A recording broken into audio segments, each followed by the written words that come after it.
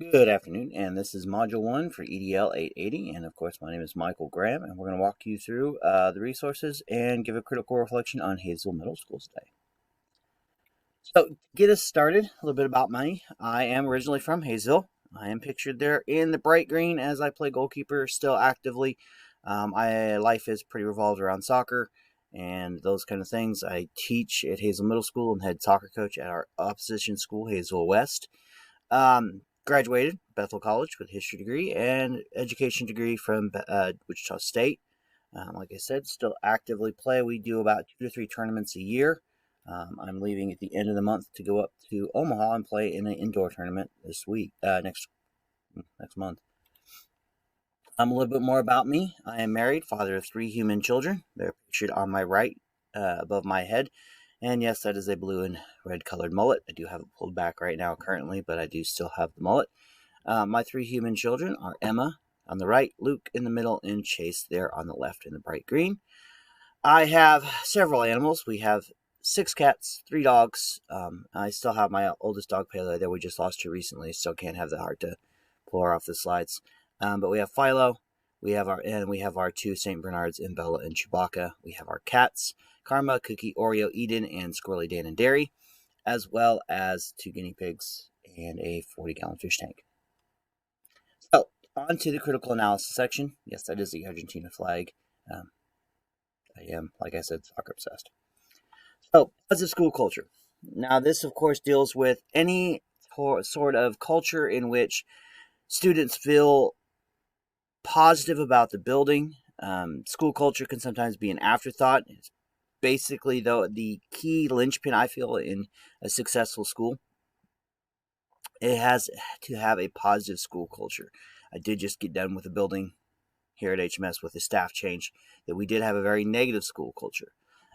Students didn't take risks. They weren't happy about making mistakes. They were worried. I mean, there was a lot of tension in the building, especially with state testing scores being as low as they had been.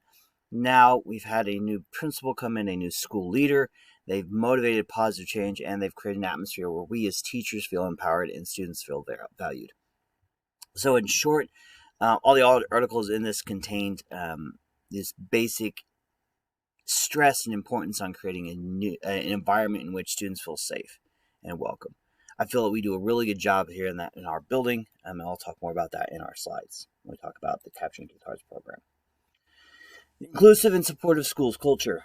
Gatekeeping, of course, is a limitation placed on students' access to general education environments. Clearly inclusive schools do not engage in gatekeeping policies and staff training in place to avoid gatekeeping. Now, we don't do gatekeeping in our building. This article all touches on this idea that pushes its students to the least restrictive environment. And with that being said, that means that all students have the right to the same education, no matter what their limitations, disabilities, expectations, or exceptionalities are.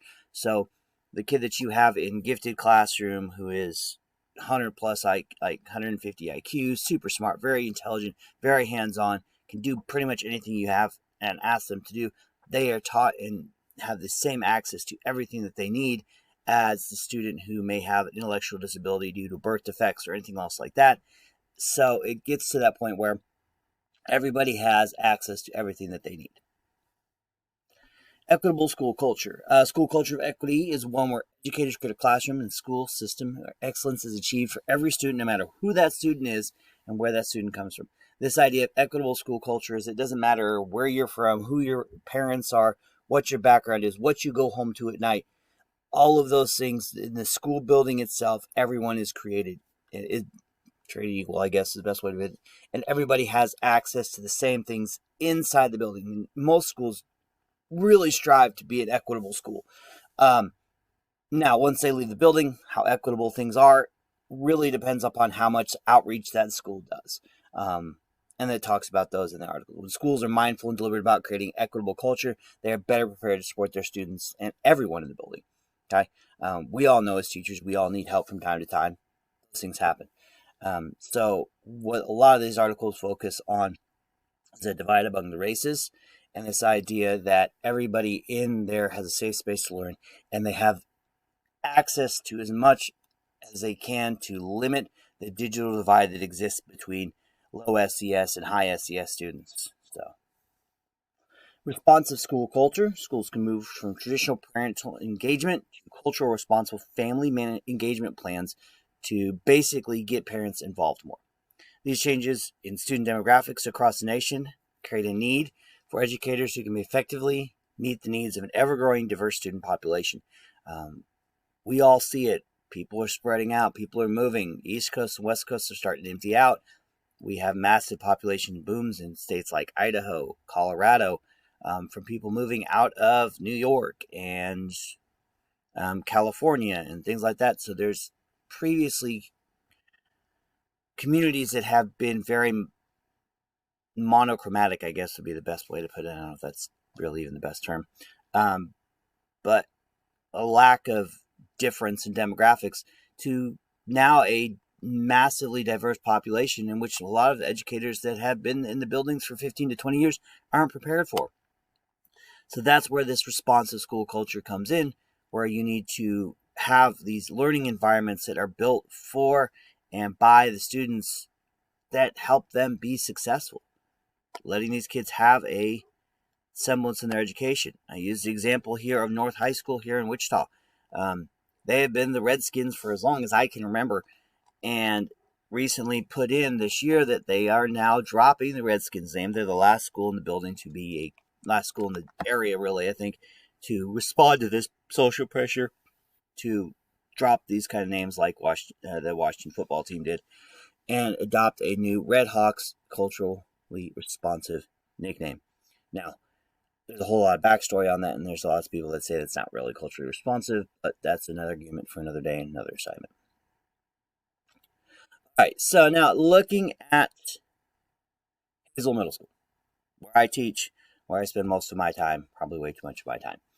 We do have a very positive school culture. I really feel like we've changed that. We've made that transition this year to a much more positive school culture.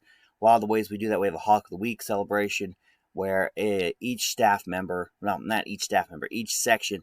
So like that first week back, my department, social studies department, will all meet together and we'll each pick a 6th grader, a 7th grader, and an 8th grader to win Hawk of the Week. One guy, one girl. So in total, 6 students will earn Hawk of the Week. And they'll be celebrated. They'll have their name. They'll get asked a bunch of questions. They get a little poster made for them. It's put outside the office. They get celebrated. It's a good thing. It builds that incentive to learn and to do what's needed. That also ties into the PBIS, Positive Behavior Initiative System. If you have one of those in your schools, I think most do now at this point. It's a reward system that encourages positive behavior. Capturing kids' hearts. This is a program that if you have it in your school, you know you have it in your school because it's pushed. It's an intentional way of running a classroom to encourage belonging and acceptance. It's phenomenal. I honestly cannot see myself working in a building or district that doesn't have this program. And if they don't have that program, and I do work in that building, because, I'm not going to say I won't work in a building because of the way our system works now. I'll do it anyway. It's a very great way to encourage students to feel belonging. You start off by greeting every kid at the door with a handshake, a fist bump. I do some of the fist bumps. I do handshakes. I do high fives. I greet my 8th graders that come back down past my classroom every day. I'll greet them.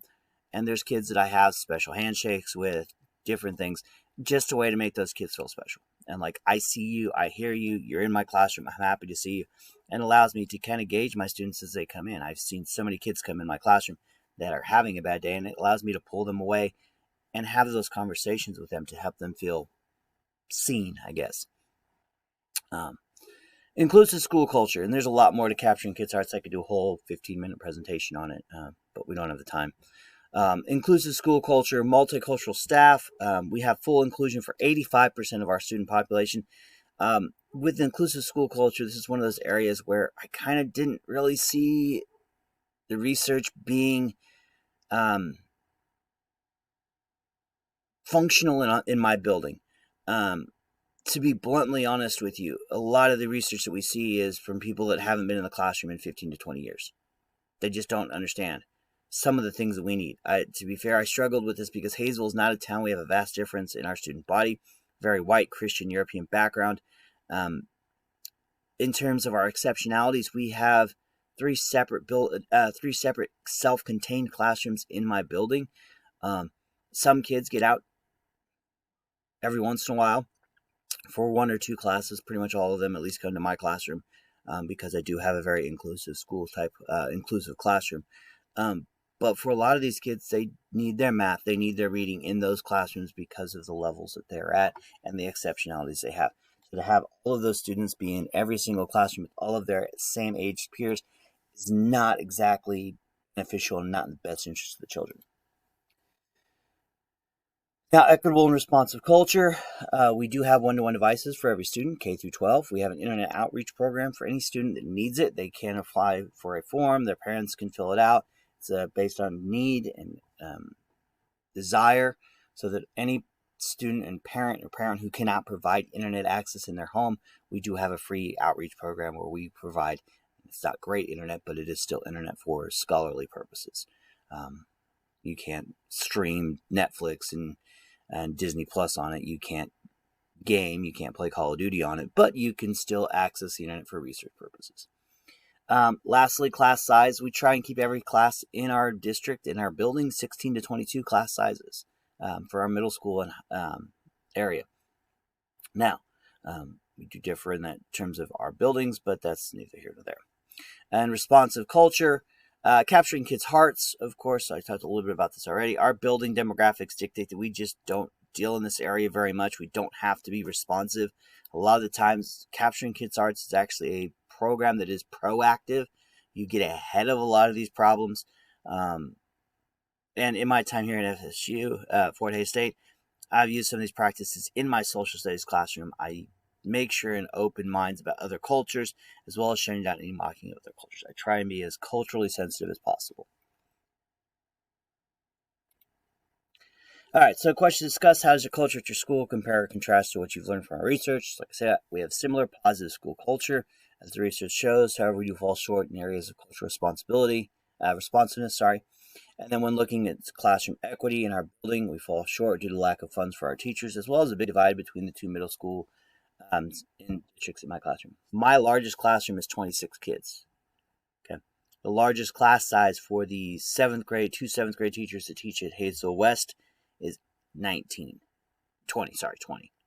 So there is a big difference. We all know that those 6 kids, that makes a difference when you're trying to work in a classroom, especially if if you have 4 or 5 of those kids in that classroom with an IEP. It's a lot more stress, and that makes it a little bit less equitable from kids that go to West to kids that go to HMS.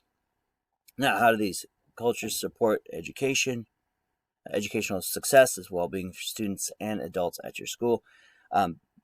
With our Capturing Kids' Hearts program, of course, it makes every student feel comfortable and safe at school, which means that we work hard on creating an environment where students do the right thing and are rewarded for such. So when kids are rewarded for doing the right thing, it encourages them to do more work and be more positive. And how is your school committed to developing and maintaining a supportive and equitable cultural response and inclusive school culture?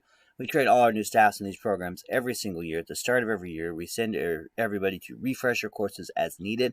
I literally just went to a brand new training session working with our PBIS program and making it so we can digitally issue Hawkbucks and rewards to students on a digital platform that they can scan with their ID now, so we no longer have to use paper copies, which would be great because kids lose those paper copies all the time. And lastly, our ending statements here. I'll try to close these down real quick. Assignment was research in line with standards. It gave us examples of inclusive and all those equitable schools. It had us apply knowledge by being introspective and look at our own buildings. Relevance, this assignment, of course, was relevant to me because I am my school's leadership program and our site council as well. And these roles in my groups allow me to push that agenda of making our schools more equitable, inclusive, and responsive. Lastly, this assignment has pushed me to making sure that we have equitable access for everyone in schools when I move into administration reign. I really don't see this assignment being that influential on my choices as a future administrator because it's similar to all of those we've completed in other classes. And I already kind of know that if I'm not responsive and I'm not equitable and I'm not inclusive, I won't be an administrator for very long. Of course, and here is my bibliography. Thank you all for watching. Have a great day, and I'll see you all around.